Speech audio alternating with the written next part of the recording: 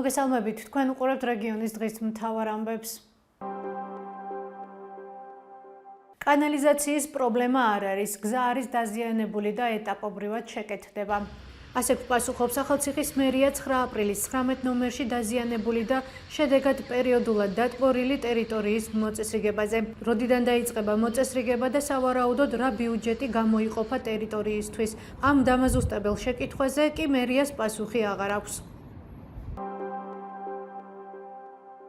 ახალციხის მეორე საჯარო სკოლას შესაძლებელია წელს ჩაუტარდეს რეაბილიტაცია. ჩვენ რედაქციას მიაწოდეს დოკუმენტი, რომელსაც ახალციხის საგანმანათლებლო რესურს ცენტრი მასწავლებლებს უგზავნის.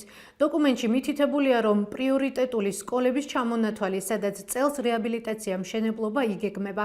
მათ შორის არის ნომერ მეორე საჯარო სკოლა, რომელიც რეაბილიტაციის მიზნით 2023 წელს დაცალეს და მას შემდეგ სკოლაში საგანმანათლებლო პროცესი შეჩერდა. ამავე დოკუმენტის მიხედვით ინფრასტრუქტურულ პროექტებთან და მშენებლობასთან დაკავშირებით ინფორმაცია 3 თვეში ერთხელ განახლდება.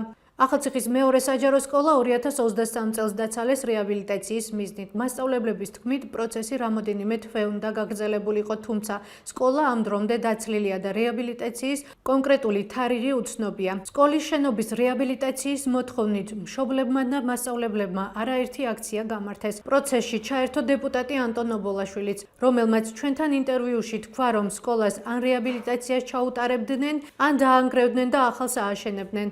აღნიშნულმა განცხადებამ მშობლებში და მასწავლებლებში კიდევ უფრო მეტი კითხვა გააჩინა. მუნიციპალური განვითარების ფონდი ბაზრის კვლევას ატარებს, ხოლო როგორც ჩვენს მიერ მოპოვებულ დოკუმენტში წერია, სკოლის ნაწილის რეაბილიტაციას ინფრასტრუქტურის სამინისტრო, ნაწილს კი რეგიონალური განვითარების სამინისტრო განახორციელებს.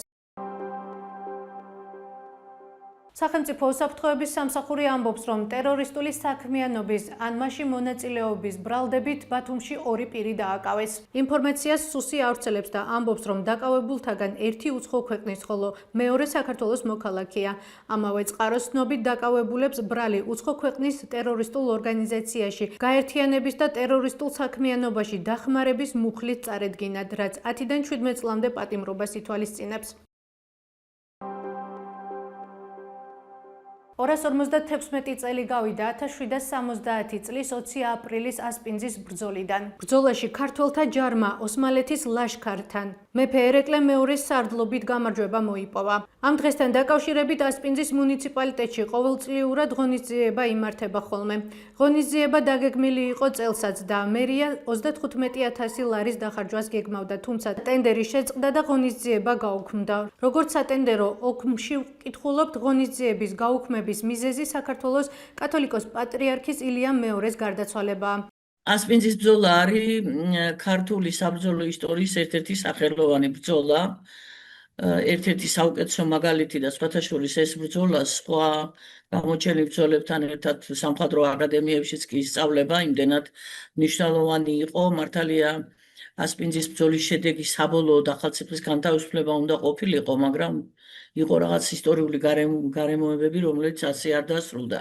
მაგრამ თვითონ ეს ბრძოლა იყო შესანიშნავი მაგალითი საბრძოლო ხელოვნებისა, ქართული საბრძოლო ხელოვნების. მოგეხსენებათ, ეს ბრძოლა დაახლოებით 252 საუკუნე ნახევარის წინ მოხდა და სიმბოლური არის 20 აპრილს, ამიტომაც ალბათ აღინიშნება ეს დღესასწაული ასპინძობა და ზუსტად 20 აპრილს მოხდა ეს დიდი გამარჯვება. მოგეხსენებათ, ამ პერიოდში რუსეთს გარკვეულწილად, ჩვენ ჩრდილოეთ მეზობელს გარკვეულწილად ვალდებულება აქვს აღებული, რომ საქართველოს უნდა დაეხმაროს თავისი ტერიტორიების დაბრუნებაში და ამიტომ გენერალი ტოტლებენი იქნა გამოგზავნილი რუსეთის იმპერატორის მხრიდან, რომ ის და ქართველთა ჯარი ერთობლივად მათ უნდა შეეტიათ სამცხე-ჯავახეთი გაინთავისუფლებინათ. თქვენ წარმოიდგინეთ, რომ 1625 წლიდან სამცხე-ჯავახეთი ფაქტიურად საქართველოს აღარ ეკუთვნის, აქ ოკუპირებულია ეს შესანიშნავი ქართული ტერიტორიები და არც ერთი საქართველოს ქართკახეთის მეფე და მათ შორის რა თქმა უნდა ერეკლე მეორე იმედს არ კარგავდა, რომ ამ ტერიტორიებს დაიბრუნებდა და ჩვენ არასოდეს არ უნდა დაგავიწყდეს, რომ ძალიან ბევრჯერ იყო მცდელობა, რომ საქართველოსთვის ეს ტერიტორიები ისტორიული მესხეთის და სამცხე-ჯავახეთის ტერიტორიები დაბრუნებულიყო და მართლაც ქართველებს მიეცათ შანსი, რომ ეს რუსეთ-თურქეთის ომი, რომელიც 1868 წელს დაიწყო, წარმატებით დამთავრებული იყო და გენერალი ტოტლებენის ჯარები სადღაც 17-18 აპრილს და ერეკლე მეორის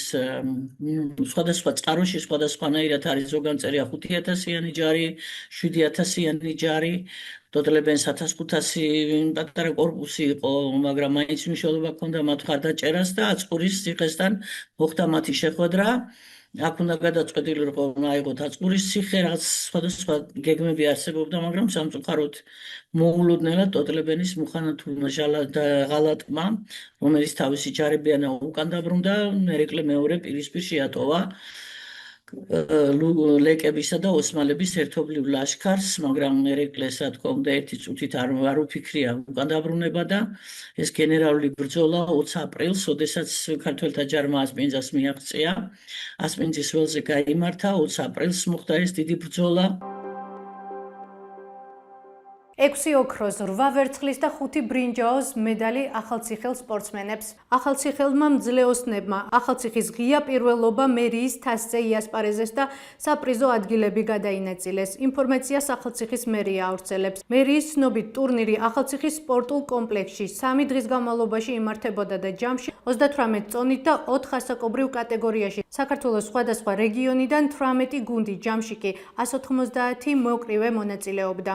კრივის ჩემპიონატის შესახებ ინფორმაცია წინასწარ დაანონსებული არ ყოფილა. მერიას ამის შესახებ ინფორმაცია წინასწარ არ მოუწოდებია.